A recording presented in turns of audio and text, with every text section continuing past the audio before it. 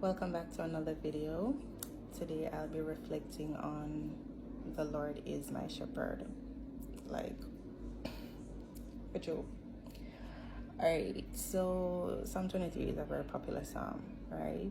And it was written from the perspective of David, who, before he became the renowned warrior who slew Goliath and he became Saul's right hand until he became the king, he was a shepherd.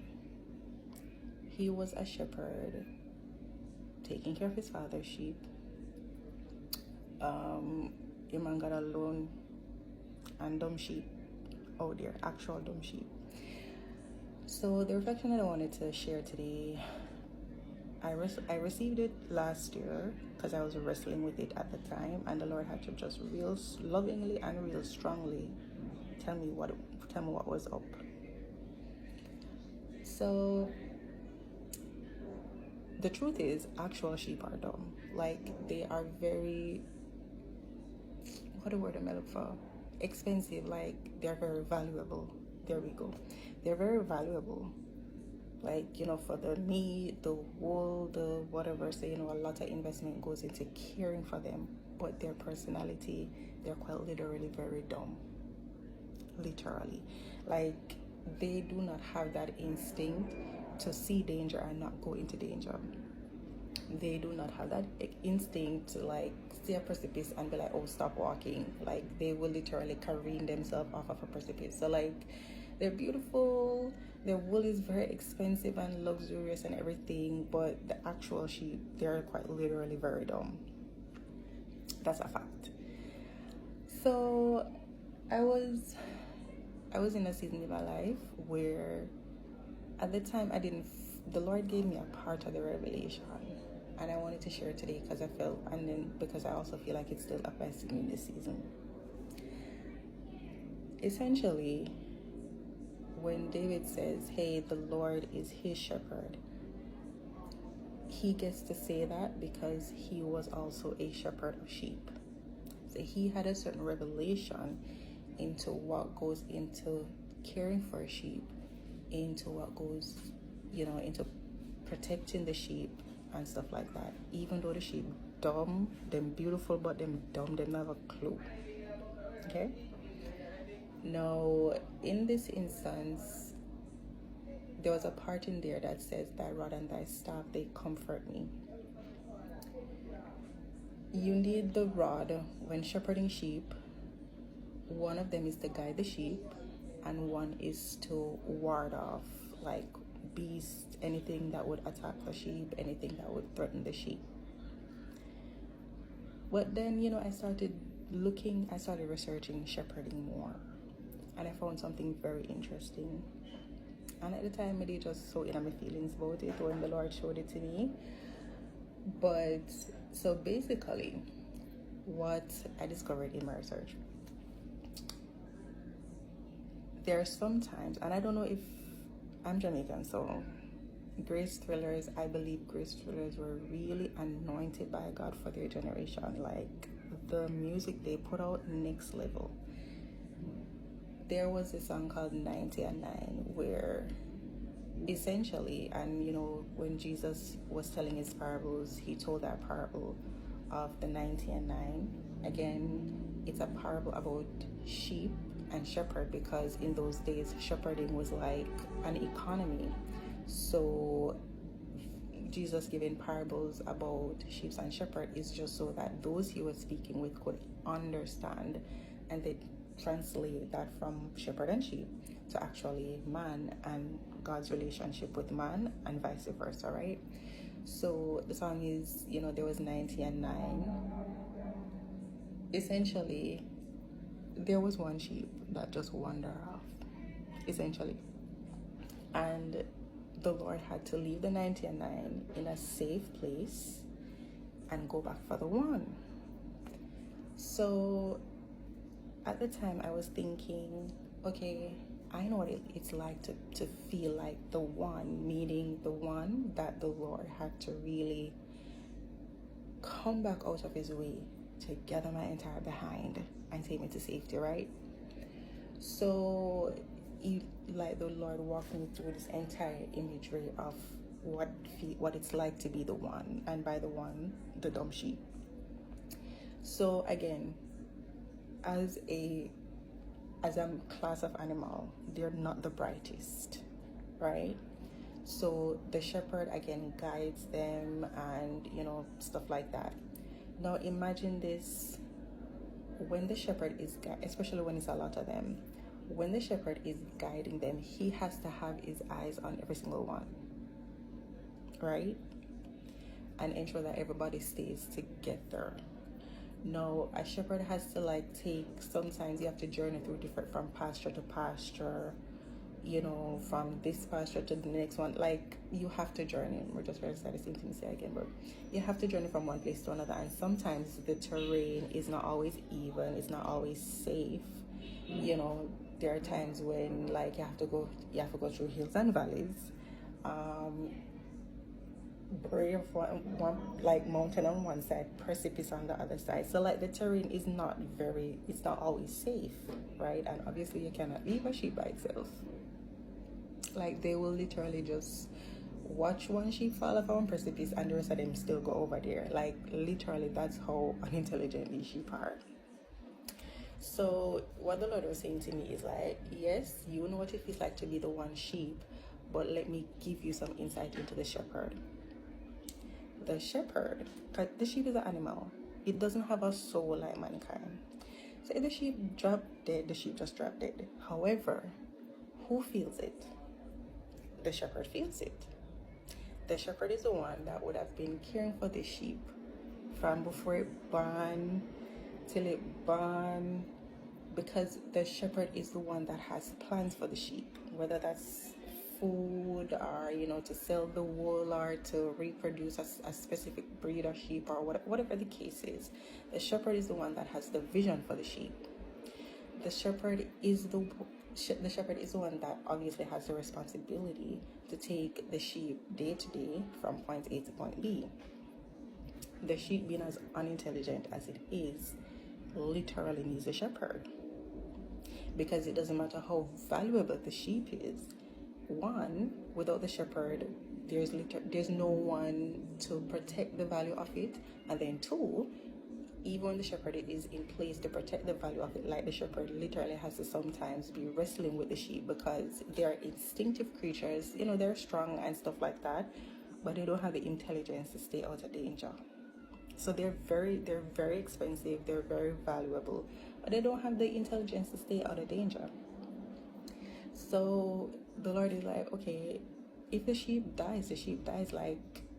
I'm the sheep gonna die anyway. If it's not today, at some point you're gonna slaughter the sheep to sell the wool, to eat the meat, whatever the case may be, right? At some point you're gonna have to kill the sheep.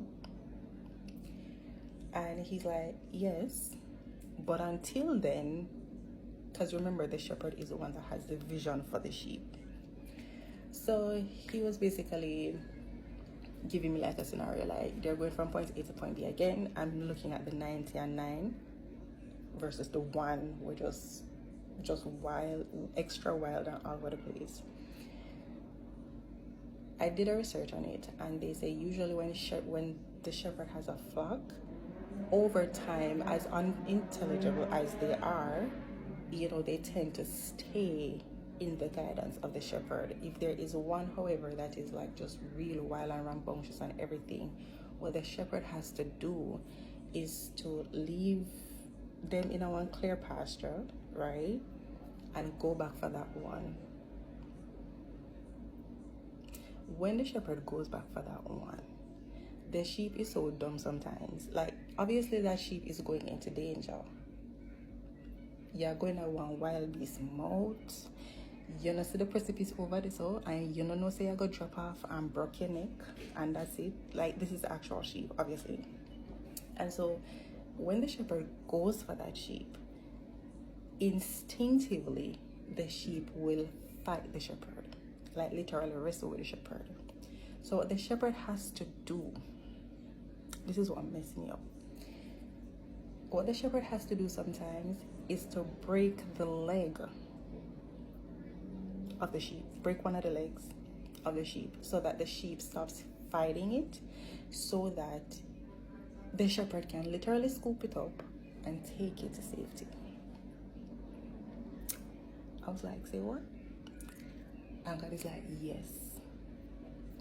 So what his way of remixing these revelations and giving them titles and everything was, sometimes I have to break your heart to save your life. In the sheep's case, you got a broken leg. But in our case, like, he's like, I'll break something, but it's to save your life.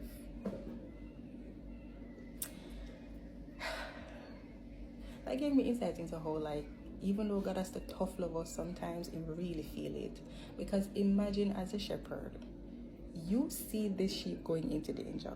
You go back for the sheep, you're trying to, keep it out of danger and stuff. The sheep will fight you. Instinctively, it's fighting you, even though you're quite literally there to save its life.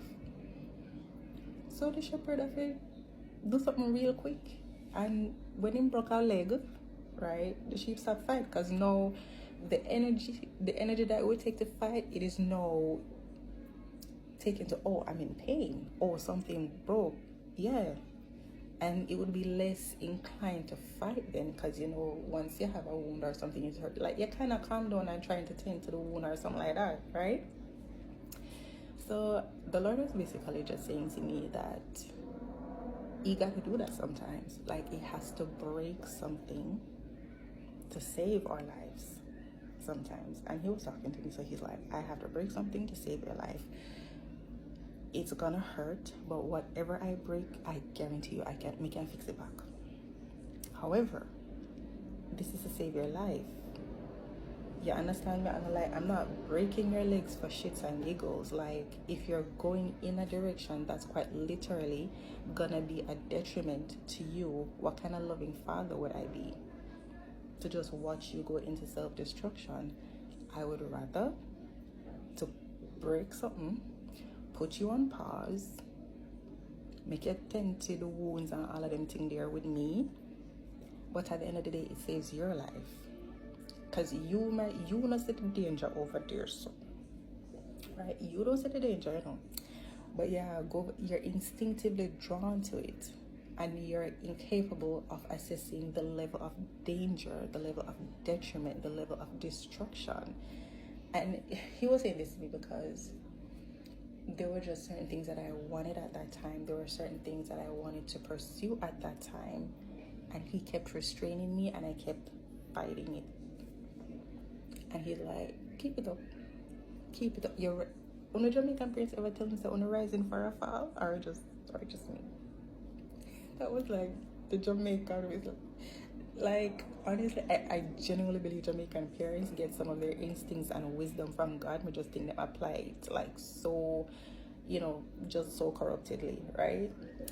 But yeah, he was basically saying that to me concerning something that I wanted, and he was like, if you think that I would not break something to save your life, you don't know how much I love you. Because again, if in the case of a sheep, that when it dies, and I like it have a soul where I go cry out for vengeance, or it's just a sheep. It's a living thing, yes, but it doesn't have a soul. It doesn't have a soul the way, mankind does. How much more, and a shepherd would go to that extent for a sheep. How much more, do you think I would go to the extent to save your soul?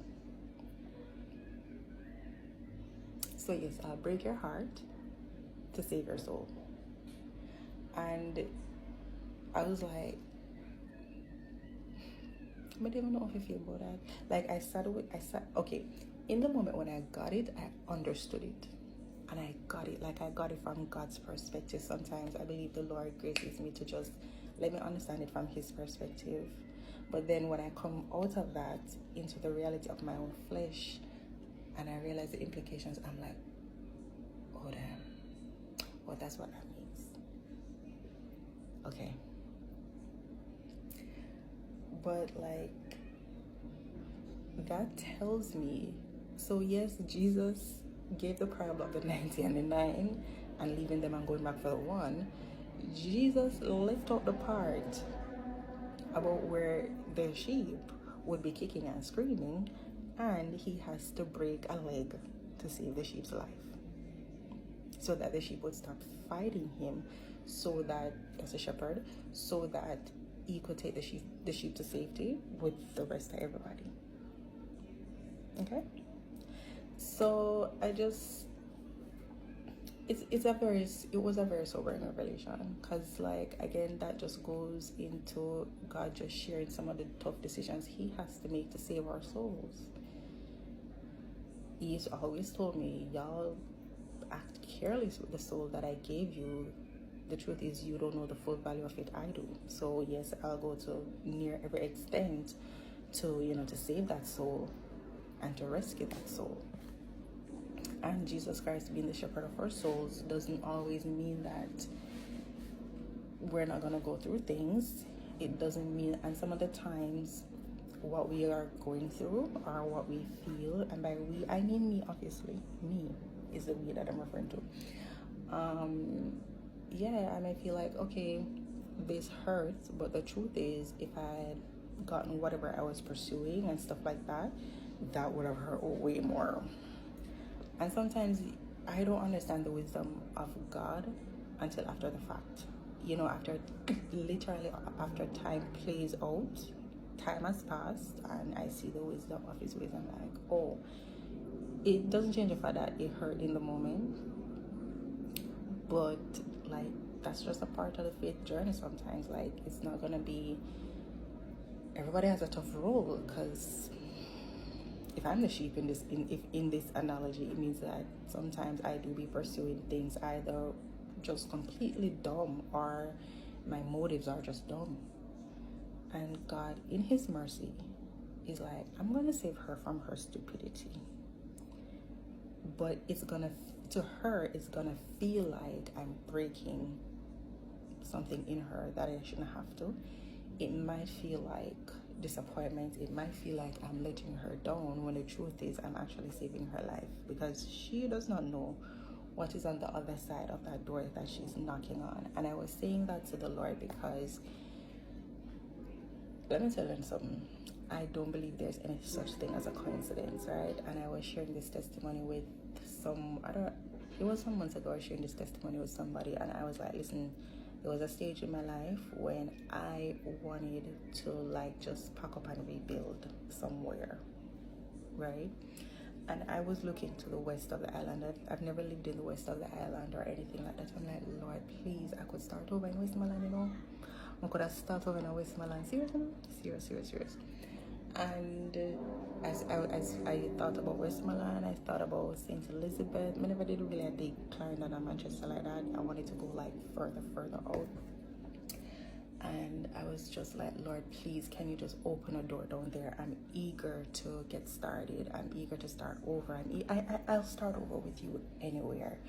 And I briefly reflected on this in my book, Homeless and Jobless, Now What?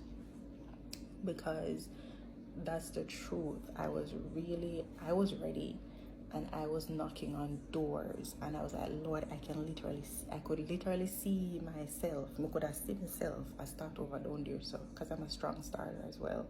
I'm like, Lord, you know we got this. Crickets. Not even crickets, because that would imply noise. The silence was deafening, and I was so frustrated. I'm like, Lord, I feel like you're telling me to go, but at the same time you are blocking me, literally. And this was even before. So like, I started looking, I started envisioning and imagining that this is where I was going, right? I was like, I'm going down west. And then the Lord gave me this revelation, but again, in the moment, I got it like how God gave it. But then it took a while for me to just circle back in my reality and see, okay, how does that revelation apply to my life and my circumstances right now? Like, why would God say that? So then I actually started knocking on those doors down west. St. James, Trelawney, even Hanover, Westmoreland, and St. Like, I had a specific, like, I don't know what it was, but there was just something about me going to Westmoreland that I was so fixated on. I started look up church down there, I start look up like, charity organizations and stuff like that, because I also wanted to be, volunteer and all of that. And I'm a planner. Like the Lord gifted me with that, to plan, and just the whole administration and everything. That's a gift actually, and the Lord blessed me with that, right? So I was like, Lord, I'm ready. Just give me the goal. Just give me the opportunity. Nothing. I want me to tell you, say I applied, like I was gonna move, go down there, work there, live there, commerce there, everything. Me done with Kingston, me done with this, me done with that, me done with that. That's what I thought. And nothing. And it was so frustrating for me. I was like so frustrated at God. Like, I know better now. Than to be mad at God, like out of pride and stuff like that. But I was like, Lord, this makes me so angry. Why do I feel like you're just blocking every door? You gave me the go ahead. I'm trying to go, but it's like you're resisting me. Months later, Hurricane Melissa.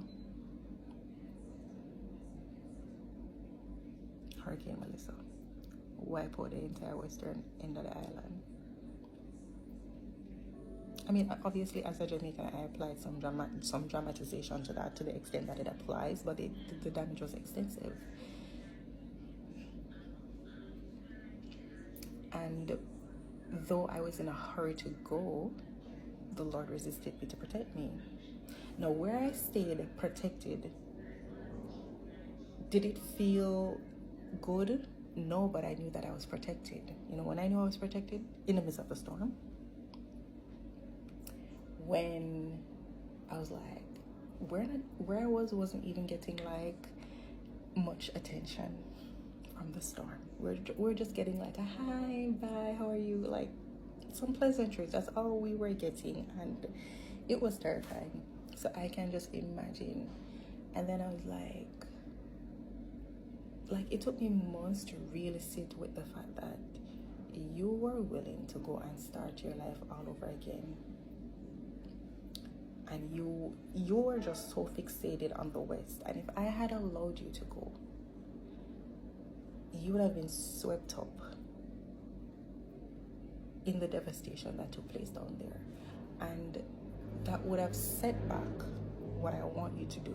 That would have been such a distraction. It would have been such a detour. It would have been it would have caused such a delay in what I actually wanted you to focus on. But no, truth me tell you go. Like, did I tell you don't West Ashika? Like, this is how the Lord was talking to me. He's like, did I tell you? I was like, I just thought. He's like, yeah, but he didn't ask me. And there I was protecting you. And there you were frustrated at me the whole time. I mean, I tell you, like, the Lord gave me that analogy about the shepherd, like, having to break your leg to save your life. Like the August or early September. Yes, I sat in it from his perspective, but I was still actively knocking on doors down west, going out of my way. I was like, Lord, it doesn't matter. Me no know nobody, it don't matter. Me no know, like, that's what I was saying, and I was so confident in my strength and my capabilities to start over, to start strong. I'm a strong starter, and stuff like that. And nothing happened. I want me to tell you, say, at one point I was even saying to a person, this has never happened to me before. Like, since coming to the Lord, this has never happened to me before. I'm telling you. And the truth is, there is a favor of God where certain things for me, like, there are certain inconveniences like that I can't relate to, and that's not a brag, that's a favor of God on me, on my bloodline, or the bloodline that he placed me in. But at the same time, I'm like, this has never happened before. Why is this happening now? By the October, a Category 5 hurricane that took its own sweet time to strengthen itself and get here. And imagine I was so eager to start over my life.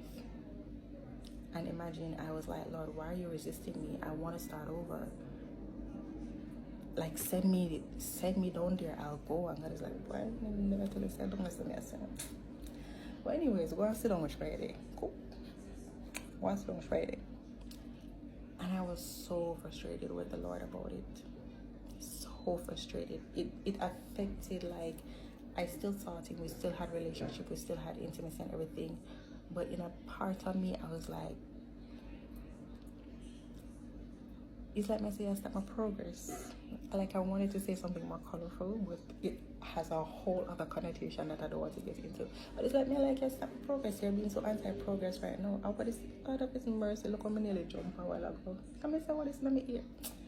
Anyways, so yeah, I was like, I feel like that's not my progress right now, and that don't make no sense because you told me to go, so why are you resisting me right now?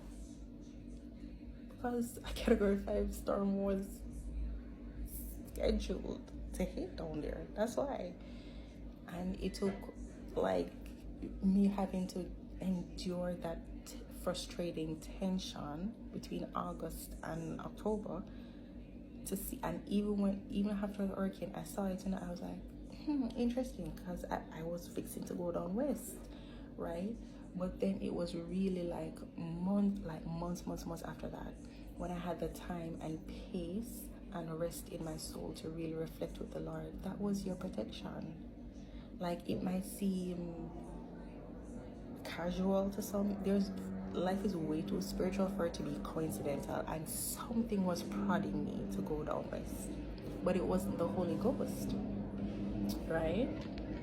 Yeah, it wasn't the Holy Ghost prodding me to go down west, but God in his mercy, because I had such close relationship with him, even though I was following a stranger's voice where that was concerned, but I could still discern when he was resisting me. And usually, even when I don't understand, I had become so dependent on God that I literally didn't want to go. I could have been disobedient and gone, like, I could have been disobedient and still take up myself and find myself down here somehow, some way, even without anything that I was planning, coming through, because he was definitely blocking that. Like, so like, it's when I was able to reflect on it, I was like, that was you protecting me. And the thing is, he told me, but never understand, said, you're not going to apply it the way it is. But he literally told me when he gave me the analogy about the shepherd, he's like, I'm going to have to break your heart a bit, but it's to save your life. He literally told me that in August. And so obviously I thought he was talking about something more dramatic. It can't be about starting my life all over again down west. It can't be about that until months later I realized, oh, right, there was a category 5 slated to just wipe up down there. So that's why he didn't want me to go down there. Because can you imagine me having been swept up in that? Even if me did escape with my life, like, I can just imagine what that would have done to me. You understand? And above anything else, I genuinely believe that it would have been even more of a distraction than me not going. Because I was frustrated and stuff like that, I wasn't as full in with my intimacy with the Lord to really focus on what he wanted me to focus on, because I was distracted by still trying to go. But then after the hurricane, I was like, okay, I see it, right? So I say all of that to say that sometimes that's not the first time or the last time that the Lord has done that, by the way, but it was his mercy that he gave me that revelation, and this gives me insight into some of the tough calls he has to make as the lover of our souls. Because he's like, you were just thinking short term about going down there and starting over because that's what you felt like you wanted to do, but in the long term it would have hurt you, and I care about that, so I was not gonna allow you to go. So yes, you felt like I was blocking your progress, and the whole time I did, I saved your life. And I was wrestling, because the truth is, I actually should have consult him sooner and stop. Didn't. I was there still knocking. It was his mercy that none of the many doors that I knocked on did not open, because I would have taken up my entire self and gone down there and everything would have wiped out, and that would have like set me back so much further. Yeah, understand? So Yeah, I don't know if that's encouraging to anybody, but like I needed that encouragement even in this, phase of my life. Um like the Lord was saying to me, Tashika, like it's a sheep. In the actual analogy, it's a sheep. The sheep don't know A from foot, but the shepherd knows. The shepherd knows the value of the sheep. The shepherd knows the amount of care that he's already invested in the sheep. Like, it's not just like money and time, it's like patience, temperance, and all. Like, can you just imagine as a shepherd taking care of dumb sheep? The level of patience that you have to have, and the self control to not like use the rod a lot more, right? And so I'm just thinking how much more, the shepherd of our souls. And God is like, I will never apologize for breaking something that I can fix. Never. Worst of a save your life? Oh, please. I'll hold you in my heart, in my arms while you cry. It's okay, baby, I understand. And without faith, without knowing the character of God, without knowing that this is a fully fallen environment that He did not create us for, that He Himself has to be navigating with us to keep intimacy and communion with us, despite our pride and rebellion, and we have this innate proclivity now to like instinctively disobey Him. Like, it did not click to me, hey Tashika, maybe double check with God first. No, I just knocked harder, more concisely, more precisely, more diligent, like, and the whole time the Lord was protecting me, and I was so pleased. And I had to go back and repent, because that's just the reality of being the shepherd of our souls. He will prioritize saving it, even if in the short term it feels like He's breaking our hearts. And I was completely heartbroken. It affected my intimacy with Him. I was heartbroken. I felt like He was betraying me and stuff like that. But He was ultimately saving my soul. He was ultimately saving my soul. So yeah, that's what I came on here to say. I'm gonna stop the video here. But yes, the Lord is the shepherd of our souls, and sometimes He has to, in the short term, break our hearts to save our lives, to save our souls.